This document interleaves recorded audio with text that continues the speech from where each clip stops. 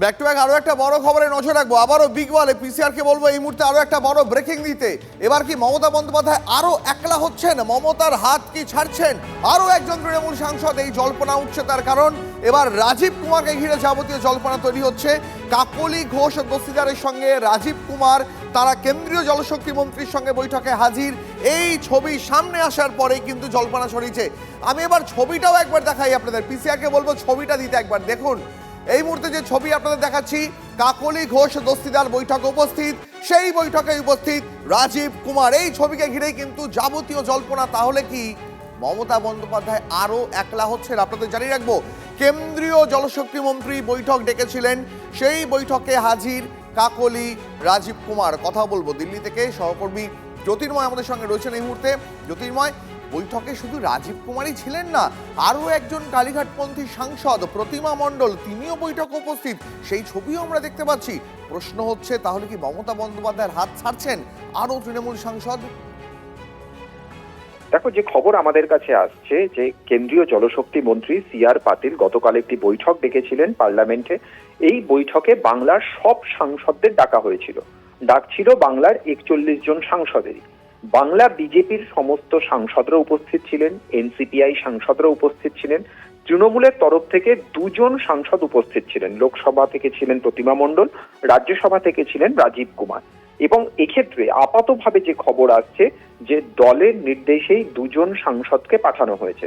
রাজীব কুমার এবং প্রতিমা মণ্ডল তারা দলের নির্দেশেই প্রতিনিধিত্ব করেছেন তৃণমূলের তরফে। কিন্তু যে বিষয়টি গুরুত্বপূর্ণ, কাকলি ঘোষ দস্তিদারের পাশে বসে রয়েছেন রাজীব কুমার। তাদের দুজনকে বৈঠকে কথা বলতেও দেখা গিয়েছে।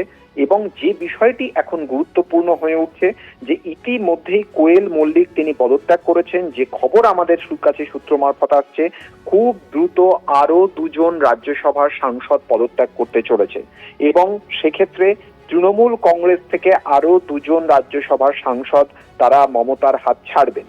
রাজীব কুমার যখন কাকলি ঘোষ দস্তিদারের সঙ্গে এই প্রেক্ষাপটে কথা বলছেন, তার পাশে গিয়ে বৈঠকে বসছেন, স্বাভাবিকভাবেই কিন্তু জল্পনা আরো কিছুটা বেড়ে যায়।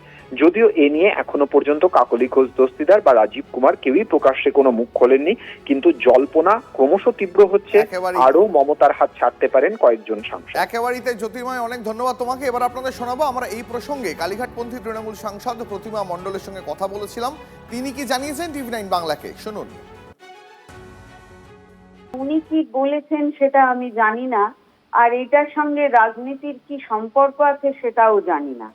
উনি কেন একথা বলতে চাইছেন, কি উদ্দেশ্য নিয়ে বলতে চাইছেন সেটা উনি বলবেন, কারণ আমি তো ওনাদের সম্পর্কে কিছু বলিনি।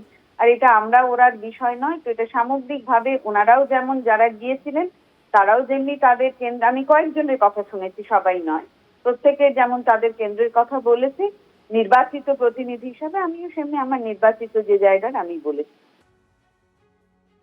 অন্যান্য যে আমাদের রাজনৈতিক দলগুলো, যেমন আপনা দল আমাদের শরিক আছে, তো আপনা দলে উত্তরপ্রদেশে কে জয়েন করবে না করবে আমরা যেরকম বলতে পারি না, এনসিপিআর ক্ষেত্রেও আমরা সেটা বলতে পারবো না কে জয়েন করবে না করবে। তবে এটা ঠিক, যারা অনেকেই যখন এনসিপিআই হোক বা পশ্চিমবঙ্গে এই ঋতব্রত তৃণমূল হোক ঢুকে অনেকেই ভাবছেন যে বেঁচে যাব।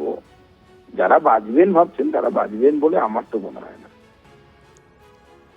আরও একবার যে খবর আমরা নজর রাখছি, এই মুহূর্তের সব থেকে বড় চমক রাজনীতিতে, মমতার হাত কি ছাড়তে চলেছেন আরও তৃণমূল সাংসদরা?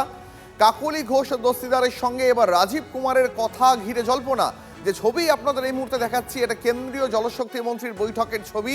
সেই বৈঠকে উপস্থিত কাকলি ঘোষ দস্তিদার, ঠিক তার পাশেই বসে রাজীব কুমার। দুজনের মধ্যে কথাও হয়েছে এমনটাই খবর আমরা পাচ্ছি সূত্র মারফত। এই বৈঠকে কালীঘাটপন্থী আরও এক সাংসদ প্রতিমা মণ্ডল, তিনিও ছিলেন বৈঠকে। রাজীবের সঙ্গে আলাদা করে কথাও বলেন কাকলি। টিভি9 বাংলা সুস্বাস্থ্য 2026। যাদের হাতে আমাদের প্রাণ তাদের জানাই সম্মান। যে চিকিৎসকরা আমাদের জীবনটাকে ঘিরে রেখেছেন তাদের সম্মান জানাবো আমরা।